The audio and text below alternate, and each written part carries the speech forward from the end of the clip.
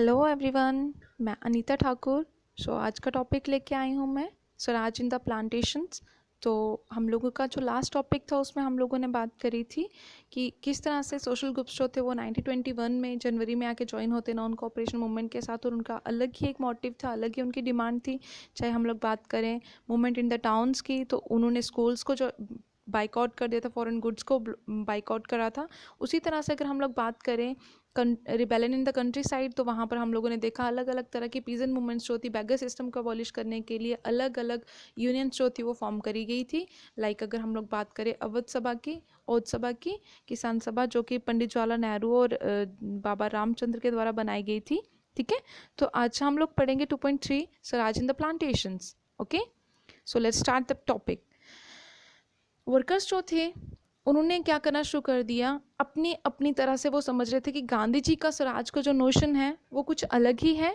Plantation workers ने असम में उसको किस तरह से लिया कि हम लोगों को क्या करना है, हम लोगों को कौन से राइट के लिए प्रोटेस्ट करना है ताकि हम लोग फ्रीली कहीं पर भी मूव कर सकें, और हम लोगों के पास एक कन्फाइंड स्पेस नहीं होनी चाहिए, हम लोग किसी भी तरह से हमारे ऊपर कोई भी रिस्ट्रिक्शंस नहीं होनी चाहिए। ठीक है, तो इन्होंने स्वराज को कुछ अलग ही तरीके से लिया। उसके बाद इनलैंड इमिग्रेशन एक्ट जो था 1859 में जो पास हुआ था, उसके अकॉर्डिंगली प्लांटेशन वर्कर्स जो थे उनको कहीं भी बाहर जाने की परमिशन नहीं थी। मतलब वो अपने वर्क प्लेस को छोड़कर बाहर नहीं जा सकते थे। किसको छोड़कर बाहर नहीं जा सकते थे?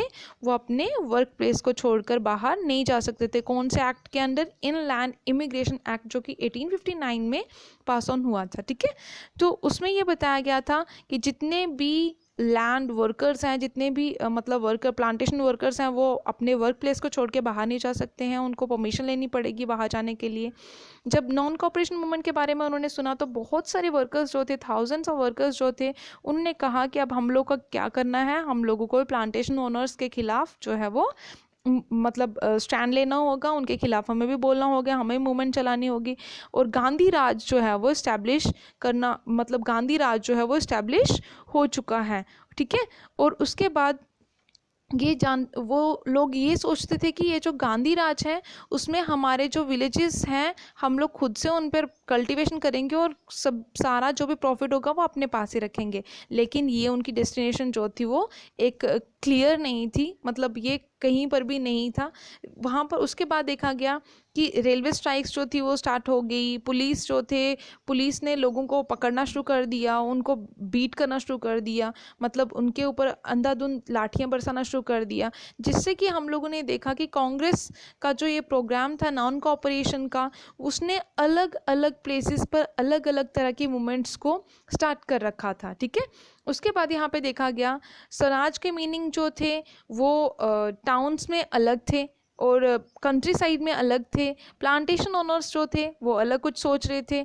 इससे हम लोग ये बोल सकते हैं कि हर एक मतलब ग्रुप जो था उसकी अलग ट्रबल्स थी, उसकी अलग एक मतलब प्रॉब्लम्स थी उनकी, जिसकी वजह से वो अपने अपने तरीके से स्वराज को लेके चल रहे थे। ठीक है, अब यहाँ पर क्या बताया गया, अब गांधी जी ने क्या करना शुरू कर दिया, एक स्लोगन जो थी उसको रेस किया जिसका नाम था स्वतंत्रता भारत, स्वतंत्र स्वतंत्र भारत। ठीक है, मतलब हमें क्या करना है, स्वतंत्र होना है, भारत को एक इंडिपेंडेंट नेशन बनाना है। तभी ये जो इंडियंस थे, सभी इंडियंस ने क्या करना शुरू कर दिया, खुद को रिलेट करना शुरू कर दिया, इमोशनली वो रिलेट होना शुरू हो गए, इसके साथ जुड़ना शुरू हो गए।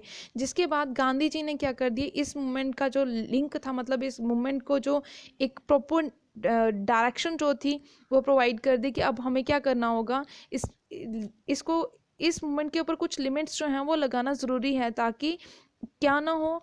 अगर आप लोगों को पता होगा, चौरी चौरा इंसिडेंट हुआ था जब पुलिस स्टेशन के ऊपर क्या किया गया था, आग लगा दी गई थी और 22 मैन जो थे वहाँ पर, पुलिस मैन जो थे वो बर्न हो गए थे। ठीक है, और इससे भी ज़्यादा लोग जो थे वो मतलब हम लोग कह सकते हैं कि बहुत ज़्यादा लोग भी जो थे अंधाधुंध ऐसे ही आँख में जो थे वो ये देखने के चक्कर में ही चल गए थे खुद से ही। आई होप आप लोगों को समझ में आया होगा। नेक्स्ट फिर से आप लोगों के लिए एक और टॉपिक लेके आऊँगी जिसका नाम है towards civil disobedience. Okay, thanks for listening and may God bless you all.